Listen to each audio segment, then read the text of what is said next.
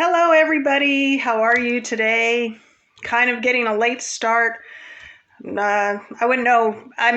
Not a late start. I'm just late in the day for this. But we are back for another Bible story reading. And this is Holy Week. This is the week leading up to the crucifixion and resurrection of Jesus Christ. This is the week of Easter. For those of you joining one of these videos for the first time, welcome. What we do here is we go through the different stories of the Bible for people who don't know the stories, who only know bits and pieces of them. Maybe you've only known what somebody has told you about them or you have forgotten them. We go live on Facebook at Get Clear Teachings. You can find our page by searching on Facebook for that. If you are watching this on YouTube, we upload the video to YouTube after we're done on Facebook, and you can click the like and subscribe button. We really appreciate that. So we have just talked about, remember last Sunday was Palm Sunday, and we talked about Jesus riding in on a donkey into the city. And all of the people said, Hosanna, Hosanna, Hosanna to the King. They called him the King of the Jews. And Jesus spends some time teaching while he's there. He spends a few days teaching. He's teaching in the temple, and he's teaching things to these people that they've never really looked at in that way before. We are going to look right now at Matthew 26.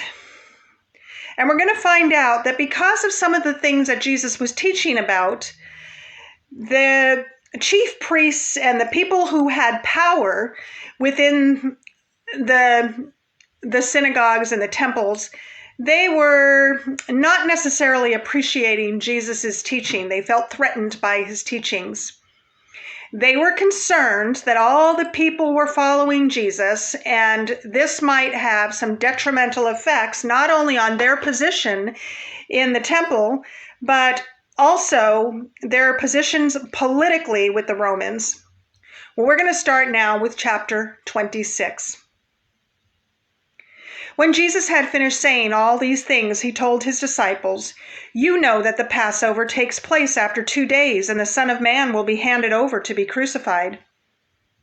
Then the chief priests and the elders of the people assembled in the courtyard of the high priest, who was named Caiaphas, and they conspired to arrest Jesus in a treacherous way and kill him.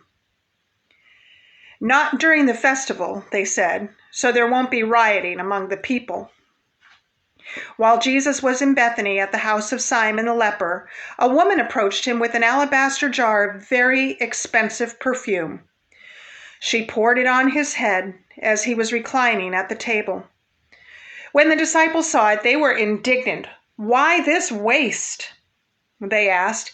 "This might have been sold for a great deal and given to the poor." Aware of this, Jesus said to them, "Why are you bothering this woman? She has done a noble thing for me.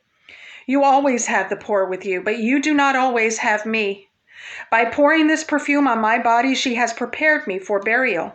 Truly, I tell you, wherever this gospel is proclaimed in the world, what she has done will also be told in memory of her." Then one of the 12, the man called Judas Iscariot, went to the chief priests and said, "What are you willing to give me if I hand him over to you?" So they weighed out 30 pieces of silver for him. And from that time, he started looking for a good opportunity to betray him.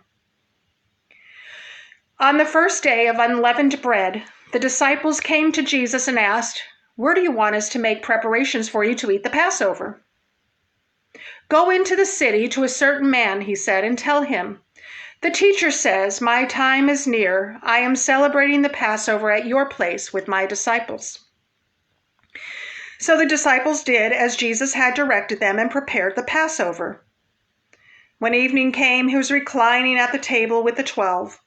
While they were eating, he said, "Truly I tell you, one of you will betray me." Deeply distressed, each one began to say to him, "Surely not I, Lord." And he replied, "The one who dipped his hand with me in the bowl, he will betray me." The Son of Man will go just as it is written about him. But woe unto that man by whom the Son of Man is betrayed. It would have been better for him if he had not been born." Judas, his betrayer, replied, "Surely not I, Rabbi." "You have said it," he told him. As they were eating, Jesus took bread, blessed, and broke it, gave to the disciples, and said, "Take and eat. This is my body." Then he took a cup, and after giving thanks, he gave it to them and said, "Drink from it, all of you, for this is my blood of the covenant, which is poured out for many for the forgiveness of sins. But I tell you, I will not drink from this fruit of the vine from now on until that day when I drink it anew with you in my Father's kingdom." After singing a hymn, they went out to the Mount of Olives.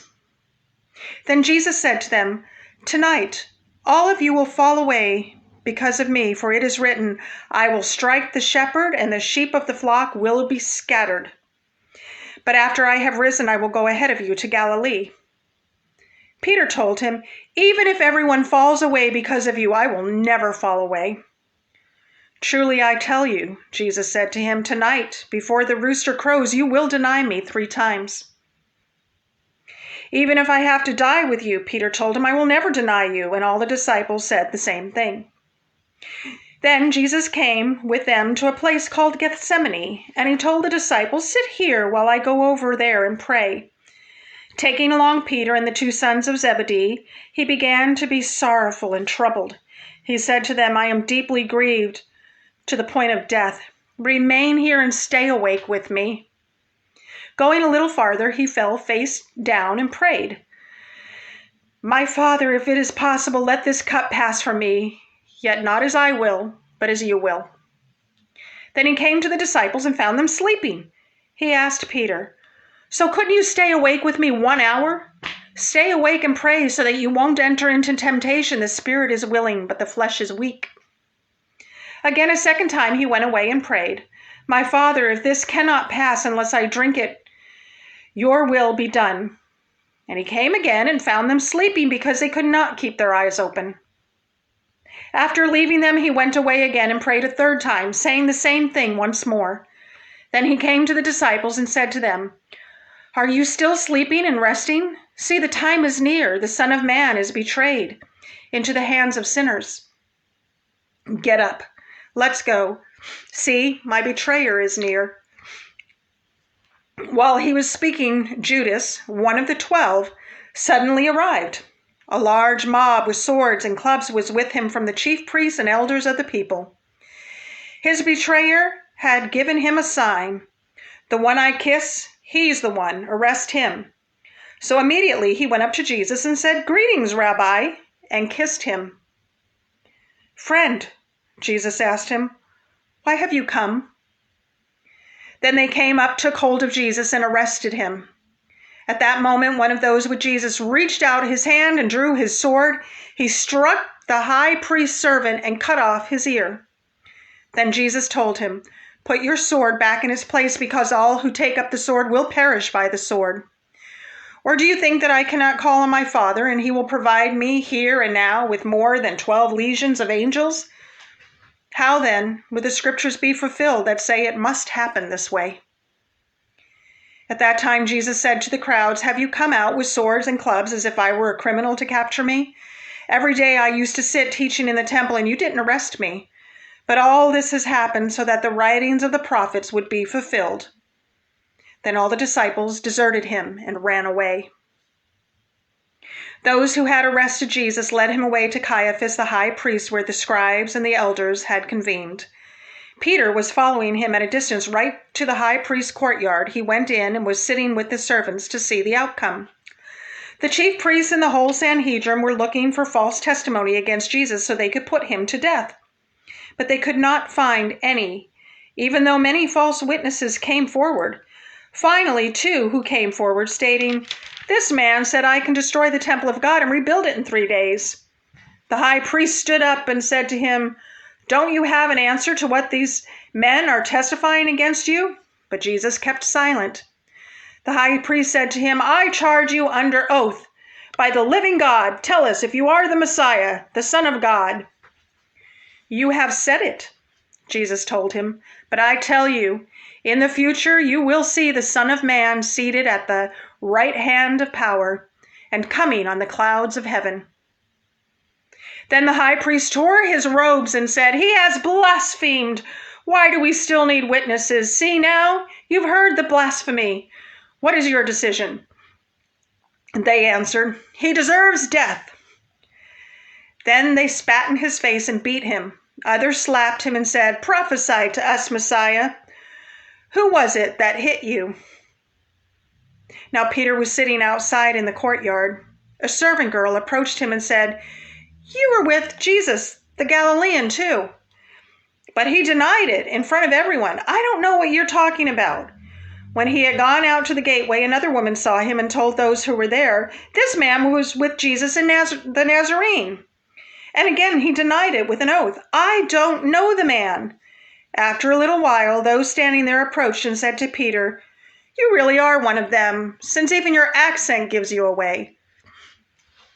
And then he started to curse and to swear with an oath, "I don't know the man." Immediately a rooster crowed, and Peter remembered the words Jesus had spoken, "Before the rooster crows, you will deny me 3 times." And he went outside and wept bitterly. That's a very long chapter. That is chapter 26 of Matthew. There are 3 ways that we look at these passages whenever we read them. What does it say? We have to have reading comprehension. If you don't read the words on the page, you don't know what they say.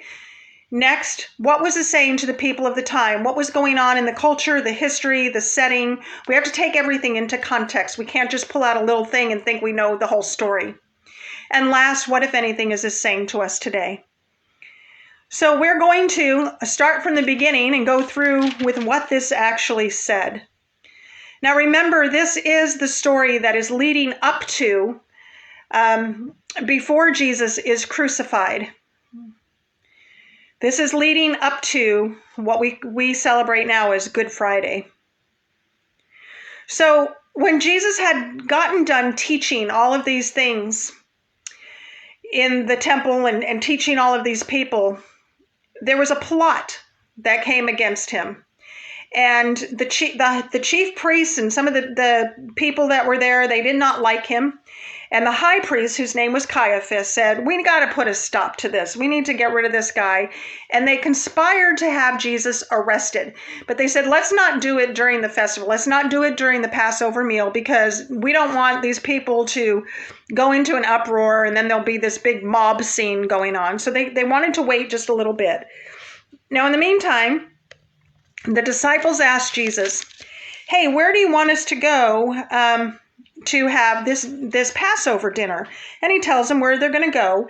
And when they go, there is a woman there who comes with this alabaster jar of perfume. Now, I learned something this last year about this alabaster jar of perfume.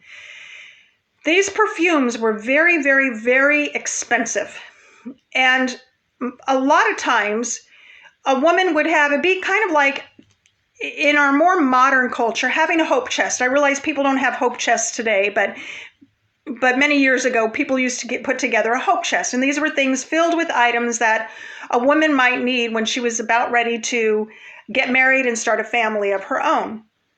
Well, these women would have these very expensive perfumes that they would save and use on their wedding days. Some people would get these expensive perfumes and they would use it to prepare dead bodies. Dead bodies stink. They're smelly. They didn't have the same burial practices that we have today, so they would pour perfumes over people in preparation for burial so that their bodies wouldn't stink. Well, this woman comes and she pours this perfume and this expensive oil all over Jesus. She anoints him with this. The disciples are a little upset, particularly Judas. And they said, that's expensive perfume that she's wasting. We could have used that money. We could have sold it and used it. And Jesus explains to them, she is preparing my body for my burial.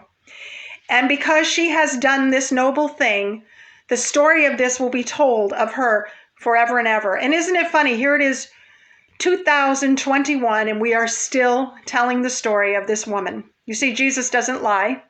He never lies. And he said her story would be told forever. And it's still being told today.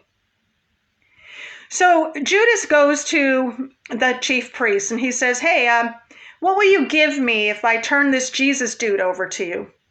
And they look at what they've got and they said, well, tell you what, we'll give you 30 pieces of silver. Now that may not sound like a lot to us, but it was quite a hefty sum back then. And Judas agrees. All right, as soon as I find a good opportunity, I'll turn him over to you. I'll let you know who this guy is and where he is so you can arrest him. All for 30 pieces of silver. Well, they are eating what has been known now as the Last Supper. This is the Passover meal. They're eating it. Jesus is sharing his wine with them, and he says that this is that he's not going to drink from the fruit of this tree anymore until he drinks it with them again, brand new in his Father's kingdom. So they have this supper, and afterwards they decide I love this part. It's in 26:30. It says, after singing a hymn, they went out to the Mount of Olives. So they were singing and they were praising God. Jesus is praising God, even knowing that he is going to be put to death, even knowing that he's going to be arrested. He is leading them into praise, and they praise, and then they decide to go out for a walk, and they go to the Mount of Olives. And as they're strolling along, Jesus says, tonight all of you will fall away because of me, for it is written, I will strike the shepherd and the sheep of the flock will be scattered. So he's explaining to them that they're all going to be scattered.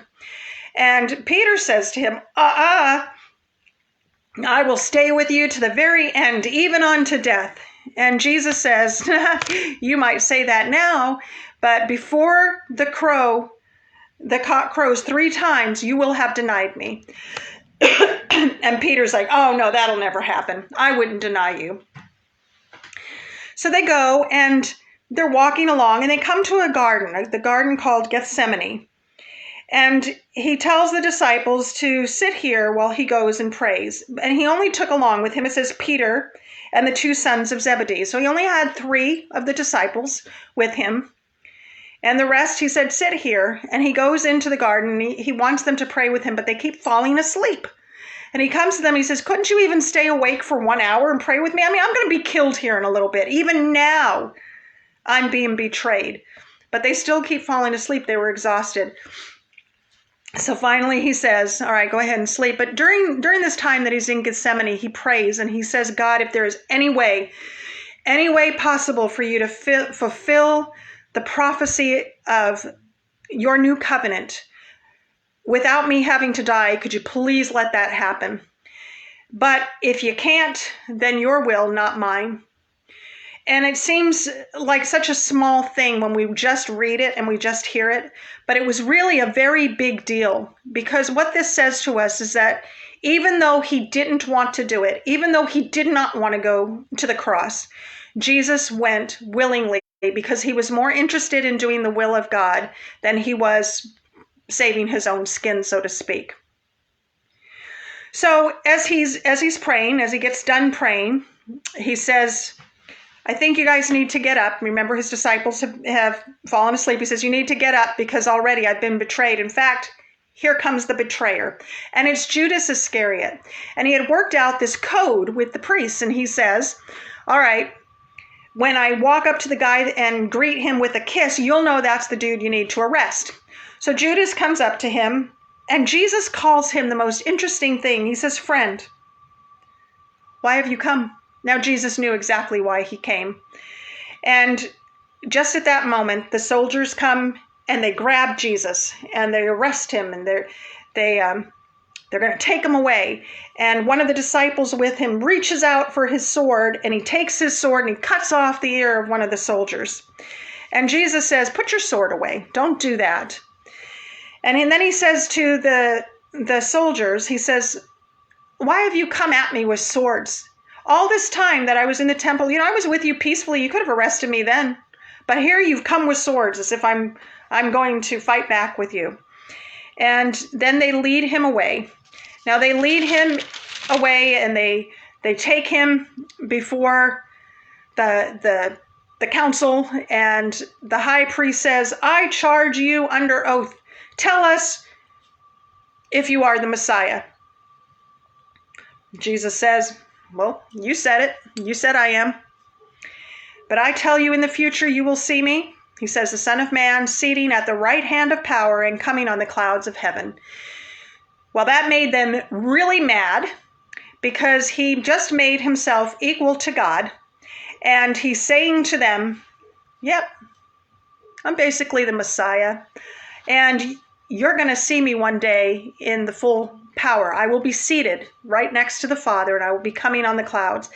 So the high priest tears, in this dramatic attempt, he tears his robes and says, oh, there's such blasphemy, such blasphemy. You see, now we have reason to kill him. And they tie him up, they put this blindfold on his eyes, and they smack him around, and they said, well, if you're such a great prophet, tell us, who was it that smacked you? Now, Peter sees all of this happening. He's sitting in the outside courtyard, but he still sees all of this happening. And he's like, I don't think I want anybody to know that I know this guy, because they might do the same thing to me. So he starts to back out of the situation. And this girl sees him, and she says, hey, you were with Jesus, that Galilean. He goes, no, it wasn't me. I was not. Then another woman sees him and says, you were with that Jesus of Nazareth. Yeah, you're one of them. He's like, no, I'm not. And he even takes an oath, and he swears, he's kind of afraid for his own life here.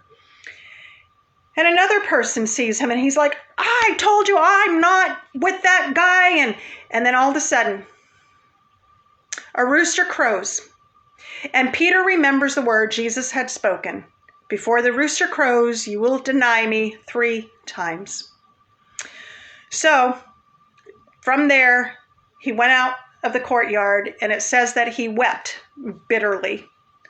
After telling Jesus that he would never deny him, he denied him 3 times, and then he went and wept bitterly.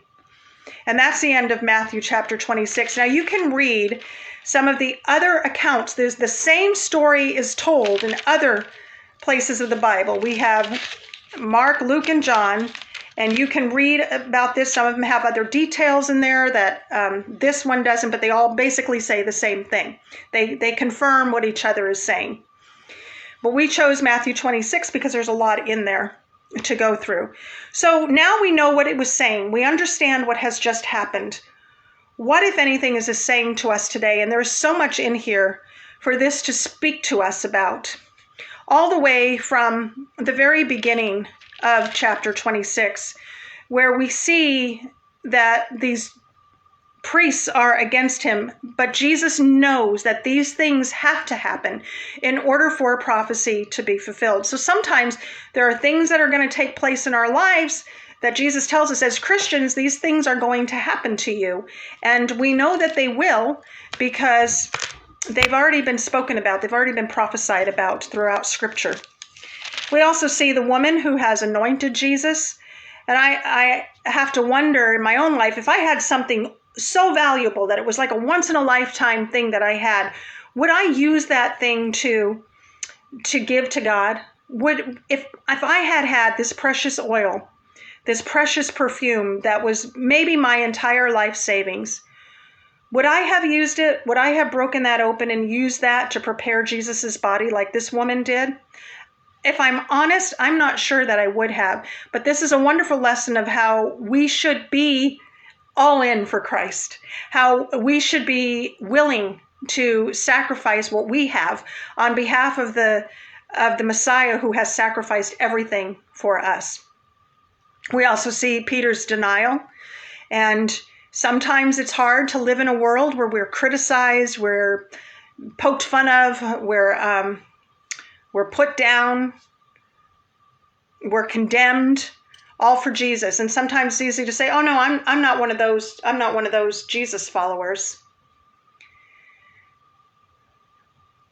But we shouldn't be that way. I don't want to be that way. The truth is, I tell God all the time, "Oh, I'll never betray you." But would I? If I was in Peter's situation, if If I thought that the soldiers were going to turn on me and arrest me too, would I say, oh, no, I'm not one of them, in order to get myself off the hook in this life? And then we also can look at Judas. You know, Judas lacked for nothing the whole time that he was with Jesus, but all he seemed to care about, he was the one who was in charge of the finances for the group. He had the purse, if you will, for the group. And all he seemed to care about was the almighty dollar. And even in the face of betrayal, Jesus still called him friend. Very interesting. So much that we can take away from all of this. So I hope you learned something today. Now, obviously, we haven't gotten to the part where Jesus is actually crucified. That part of the Easter, leading up to the Easter story, hasn't happened quite yet. There's more that has to take place, and we will get to that the next time that we are together. So I hope you learned something tonight. I hope you have a good evening. God bless you.